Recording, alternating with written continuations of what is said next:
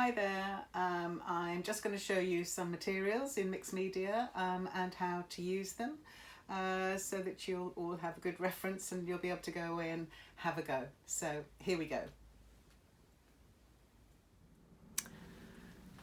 So first of all, we're going to look at acrylics as opposed to acrylic inks. The most kind of basic way of putting paint onto your paper with acrylics. First thing I'm going to do is paint nice and thickly. I'm taking a big kind of chunk of this red and putting it on. It's called impasto. It usually means it could be a bit lumpy.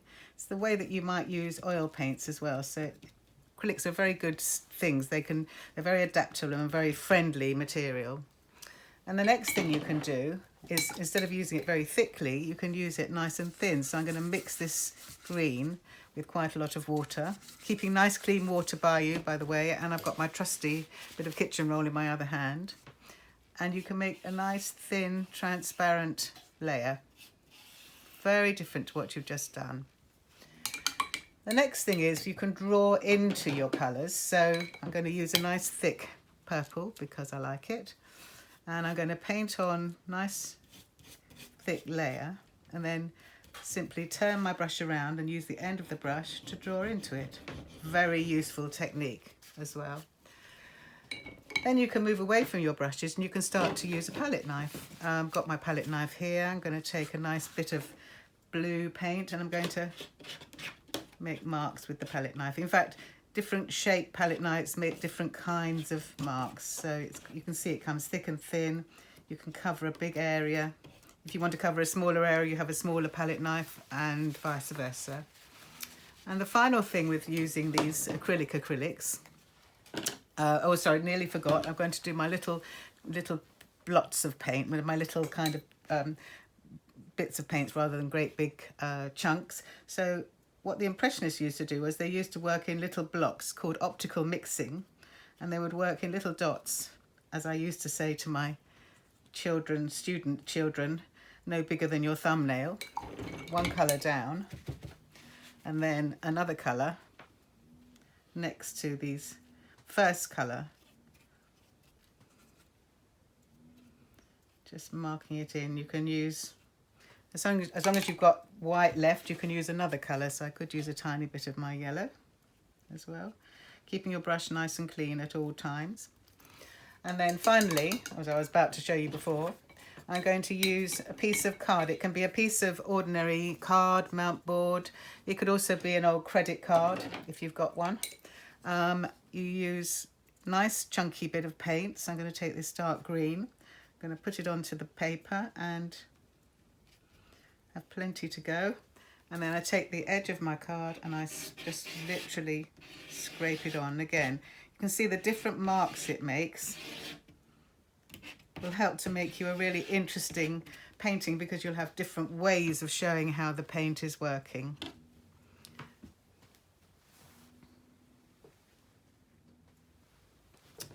So my next sheet is using acrylic inks. They're one of my favourite materials. They're very adaptable, also like ordinary acrylics, but they act a little bit like watercolours but are much more friendly. The first thing you can do with them, as you can see they come with pipettes, is that you can draw directly with the pipettes. You could also use a pen and ink, but they're quite nice using the pipette. And if you just take some water and just softly dilute the edge, you can get some lovely, lovely effects. They're very, very beautiful and transparent. You can paint one over the other and make amazing colours. So the next thing is I'm going to put down a little bit of this blue. I'm going to do it nice and watery as well. You can build them up like you do watercolours. In a minute when it's dry, when I come to this next bit, I'm going to go over and show you how you can use them transparently. But while we're waiting for it to dry, we're going to wet the paper. And I'm going to just drop in some colour onto the paper. It's like the wet into wet technique of watercolours. They dry quicker than watercolours, so they're, as I say, they are a little bit more friendly, but you'll get sort of soft edges, and again, lovely, lovely effect. The next thing is I'm going to use oil pastel resist. So This is something you can do with acrylic inks and also with watercolours. It doesn't work quite so well with acrylic inks, but it works well enough. And what you do is you draw with your oil pastel, which I showed you before, nice and heavily, and then you take some of your acrylic ink and you paint over the top, and it should just resist a little bit.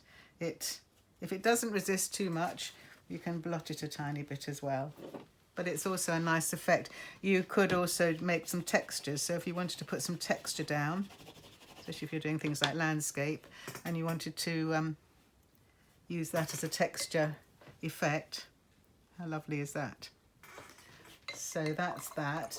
And then you can also put down some lovely bold marks and blot it with a variety of different things. The first thing, what I'm going to blot it with is my kitchen towel, my rather mangled kitchen towel, and that's another lovely effect you can get. As this is beginning to dry, because as I say, it does dry quicker than watercolour, you can start to do layers over the top. Again, lovely, lovely technique. I mean, I think they're absolutely vital for painting mixed media because they do so much. You can do so much with them. So that's our next technique. Bearing in mind that you can also use these with each other, so you can use the acrylic inks with the acrylics as well. You're going to find that out.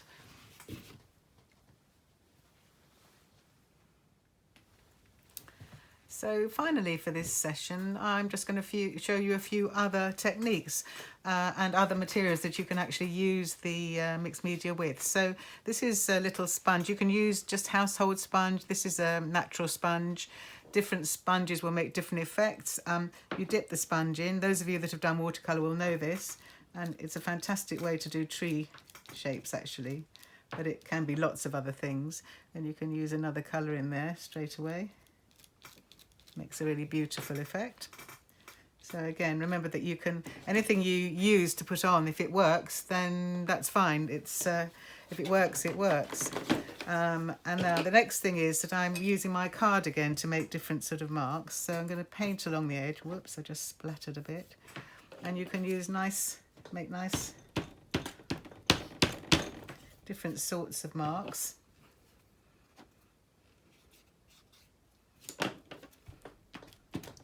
So great for fences and things, or tree trunks, or just marks.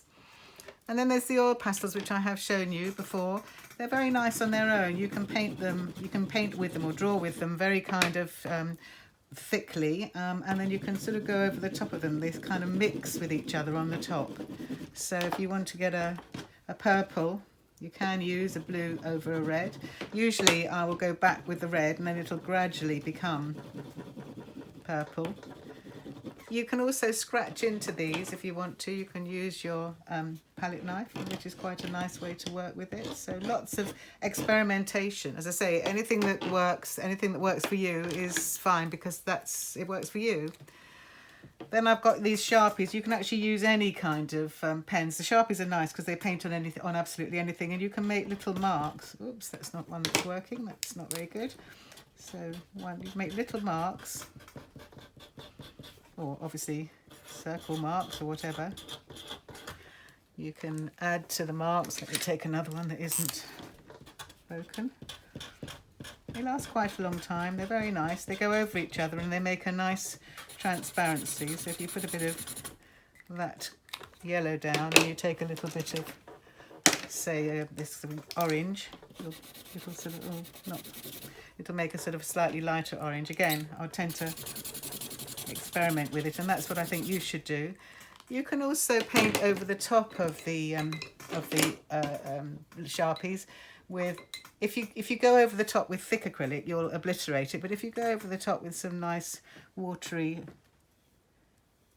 acrylic inks, again, quite a nice effect.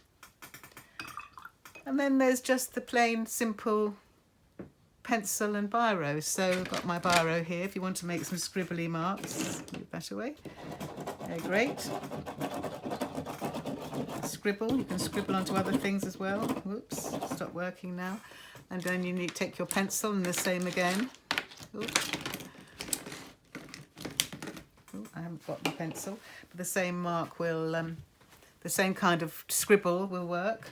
And then there's a fun thing which is called splattering, where you take your brush and you take in some nice watery paint and you literally scrabble, you literally splatter. It's called splattering. It's great fun. Again, it can go over the top, so we're talking a little bit of layers here.